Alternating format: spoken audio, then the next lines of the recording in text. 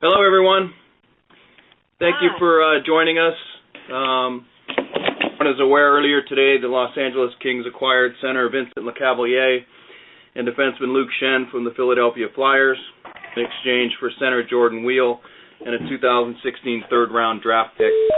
Both players are expected to arrive in Los Angeles tomorrow, and we are hopeful, following physicals, that they will be available to the media following the morning skate.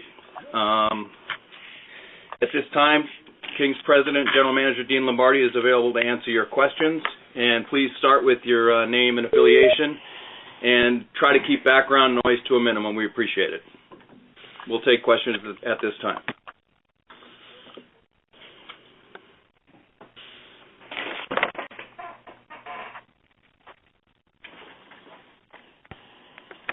Hello?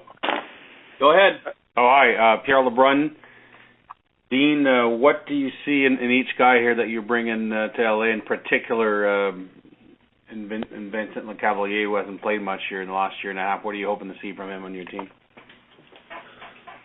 Well, I think there's, we had identified even in training camp and moving forward certain areas that we thought we might like to upgrade as we were watching our team this year. And, one of the issues was strength down the middle.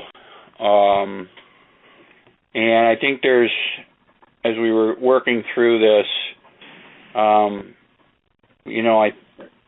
the way our division, our conference is, strength down the middle is imperative, and particularly, having that size. I think that the logic here is there's a lot of history of this. I think Vinny, at this stage of his career, as was made clear to us, that it's all about getting one last chance to win it all. I think he's hungry. And given his mindset and the fit on this team, I think it's a potentially great fit in his role. And that's the key. And I think, like I said, when you look at the history of things like this with teams that have a chance to maybe do some damage, whether it's a Bill Walton, a top player when he went to the Celtics, a guy here, Bob McAdoo, went to the Lakers, a guy like Darryl Strawberry and Fielder going to the Yankees. These were all top guys that near the end of their career wanted a chance to win and were willing to accept a lesser role. So maybe they weren't the players they were when they were MVPs and everything else, but the willingness to accept a lesser role and fit in, they're still very productive players. And, you look at Vinny, we've watched him. Certainly it hasn't worked out there in Philly probably the way he wanted. I think the other thing with top guys like this at this stage of their career, it's important for them to see a chance to do some serious damage to keep them motivated. And it was very clear to us in talking to him through this process that this is the number one thing on his mind. So you look at a Kopitar and a Carter and, a chance to put this guy in the mix, we think it's certainly worth a shot in terms of seeing if this will work. And so that's the logic there. And in terms of Luke, one of the things that was clear as we move along, the loss of Matt Green for the year, we've lost a physical element back there that we think is showing up. And there's we see a lot of Matt Green in Luke. He's still a young player. We think there's some room to grow. The idea, he's very familiar with Drew Doughty and some of our players here. It's a chance for him to just come in and be himself, and not have to worry about being a top pick and all the expectations and everything else. And he kind of reminds me of where Matt Green was when we first got Greener. And these guys are important guys in the mix, So, the way we were able to put this deal together over the last month, there was a chance to maybe take a swing at filling two holes with one deal, and, we'll see. But that's kind of the logic of the whole thing. Thanks, Dean.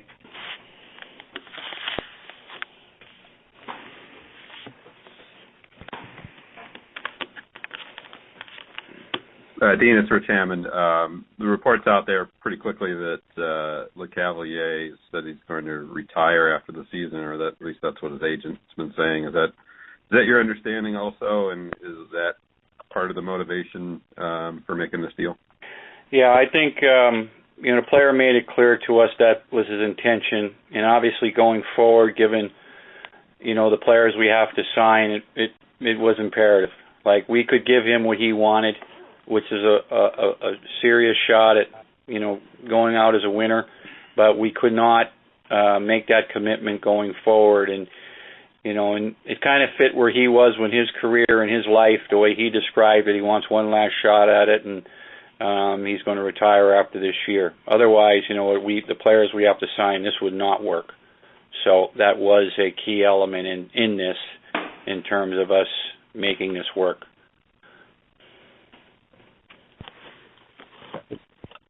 Hey Dean, this is Curtis Upke with NHL.com. Just to follow up with Schenn and his situation, are you confident that you'll be able to re-sign him, or does the Kopitar thing have to happen first before you even think about that kind of stuff? Well, I think we're going to see how it works. I think it kind of gives you flexibility in terms of what you're looking for is like I said, you're dealing with a 26-year-old, and I think there's still some upside in this kid. And again, there's a lot of similarities between him and Greener. And I think the important thing here right now is just come in, fit in, do your role, and then go from there. So we'll see how it plays out. But in terms of the element he brings with, our top four guys, I think he could be a valuable asset to the overall mix. So, and I like the fact, too, that Drew's Doughty's very familiar with him as a person and has played with him throughout his junior career in a lot of tournaments and things. So, I think Drew's going to take him under his wing and get him relaxed, and let's get our game to where it's capable of going. Hey Dean, it's Lisa Dillman. I know it's a completely different situation, but you sort of touched on this a little bit earlier. Is it almost an easier situation for a player to come into this team? Like, I remember you said that about Gabrick. He doesn't have to come in here and be the man, and Luke, for instance, doesn't have to come in there and have some of the attention and expectations that he may have had in Philly.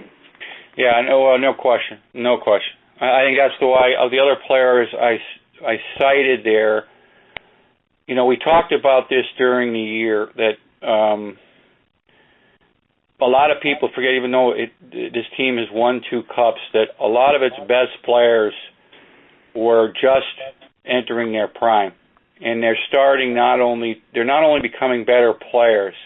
It's becoming clear to me that I'm starting to see some leadership that we've always envisioned, whether it's Jonathan Quick and Drew Doughty and Kopitar and Carter. That's a pretty strong nucleus with a pretty strong resume. And you're right, that it's their team. And that's, if you look at the players I cited, whether it was Walton, and it was clearly Larry Bird's team and Parrish and those guys. The Yankees, it was Jeter, Rivera, and those guys knew, but they also respected those players. That even though they were older, they saw those guys, and hey, those guys won, and it was great for both parties. So, very much so. And that can, and for guys at that stage of their career, that's probably the best thing for them. That you don't have to carry the mail, but we put you in this slot, you might be the best guy in the league in that slot. So it's still being a top player, it's just your role's there, but because you have players that are entering their prime now and are starting to learn that leadership, you're able to do things like this that certainly wouldn't have fit in the past when maybe we're at a different stage of building. Thank you, Dean. Hey Dean, this is Josh Cooper with Yahoo Sports. I guess it was touched on just briefly, but is there any news as far as negotiations with Kopitar right now? And, I mean, how much does your team building hinge on that? Well, immediately, I mean, we're still working on that. It's, the building part, well, I guess you can say it hinges because, like I just alluded to, we got to see how this plays out. And Vinny, certainly if he didn't agree to or, make his intentions clear, then certainly we wouldn't have done this because of what you're citing. So it figures certainly in the way this deal was structured, because you are looking at, 12 months from now or whatever it is, that we wouldn't have the luxury of having Vinny, even if we wanted to. So that's how it enters into it. Thanks, Dean.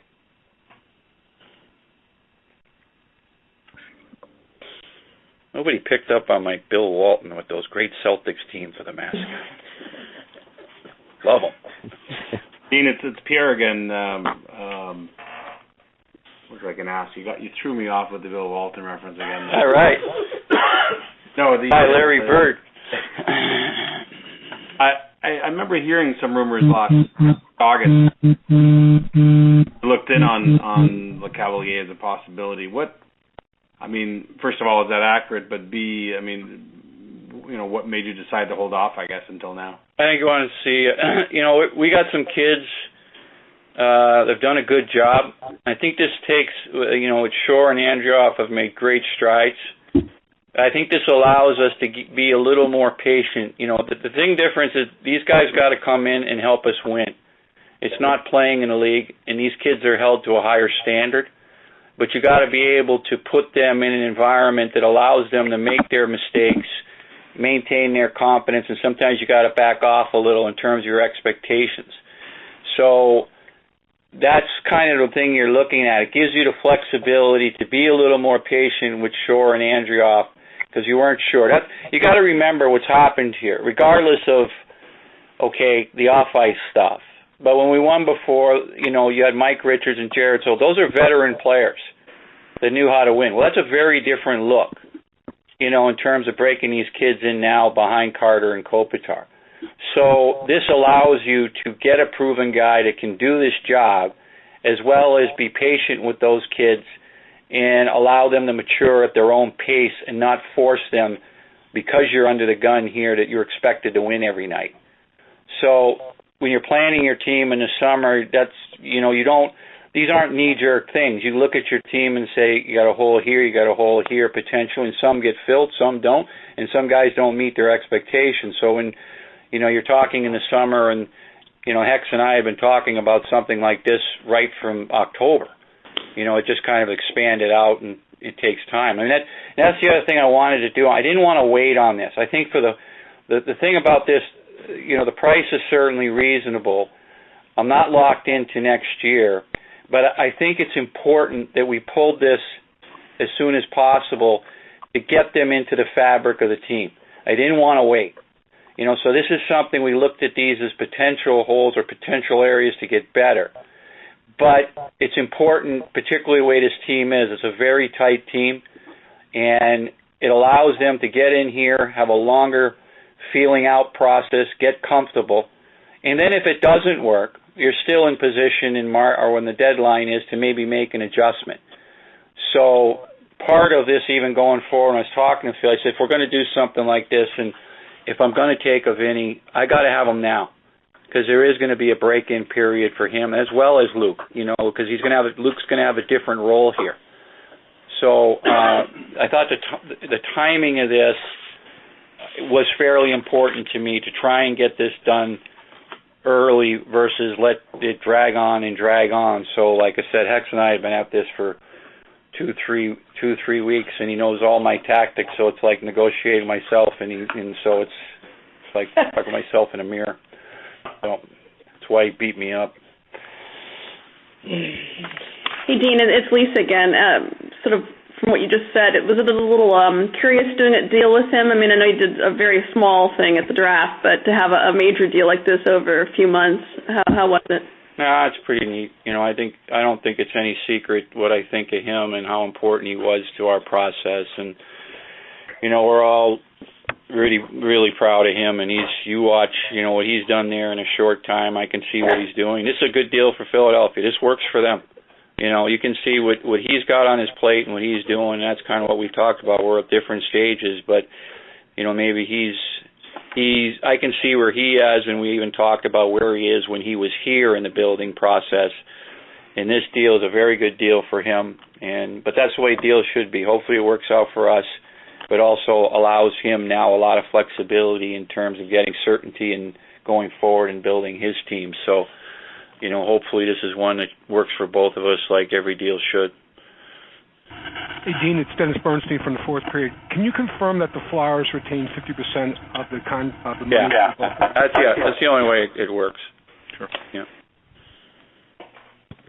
Dean, this is Josh with Yahoo again. A little, not so much to do with this, but today the Cap guy, Mike Richards, you were really emotional in terms of talking about him with the contract stuff and everything and everything that happened with him. Do you have any personal or professional thoughts about him being able to build a career?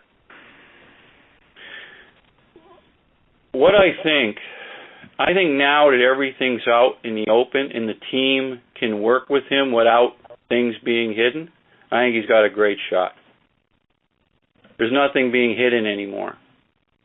And so now, you look at Washington, they picking up, we all know that Justin Williams is a winner. I think we, certainly when Michael first got here, I've always talked about that series in Vancouver when we won our first cup, how he set the tempo. But I think given the breadth of what I learned after and what he was going through, I think, like I've always said, the frustrating thing was you weren't allowed to know. And I think that this is a great opportunity for him. And the biggest thing, the difference is you got a good man there in Brian McClellan. It's a strong organization. And now everybody knows the facts and can help instead of everybody worrying about, can't say nothing. So I think it's got a great chance to be in, and I'll be pulling for him now that, hopefully he gets through all those issues. But I think he's got a great chance when the team, the people who are with him every day can now work with him and help him instead of being kept in the dark.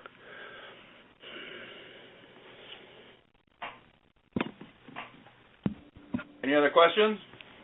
Hey, Dean, it's Rich again. Just real quick on Wheel. I mean, I know you have to give up something to get something, but, obviously he made the team and kind of played sporadically. Where did you see him kind of at this point in his career? Well, I think he certainly still got a chance to play. He got a snapshot and things, but the reality is the way we're, headed here, probably, Carter and, Kopitar, we don't anticipate going anywhere, and we're breaking in shore. You got Andrioff, one of our best prospects in the minors, Dowd. So probably this is a good opportunity for him, to see if he can, in fact, stay in this league. And, I think it's also a real benefit for him that Hexie knows him and brought him along because Hexie ran the minor league team. So, but the reality is it probably was going to be tough for him to break in this lineup with this group right now. Okay. All right, guys. Thank you. Thank you. Thanks, Dean. Thank you.